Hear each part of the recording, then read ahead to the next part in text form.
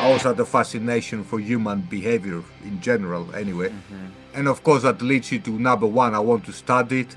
But number two, I also want to write about it in a sort of artistic, literally way. That's how it came into my lyrics too. It's just a whole, as we were saying earlier, right? Human behavior is weird.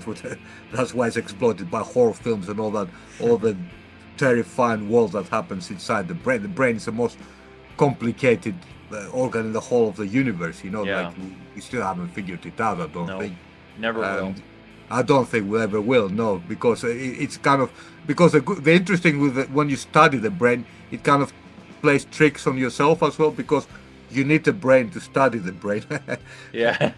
That's quite tricky in itself, you know, because Yeah. the brain makes you feel that everything it thinks is objective, but of course we know that it isn't. So, and that's Yeah. part of the problem, I think. So that we can't trust what the brain tells us to think or feel sometimes.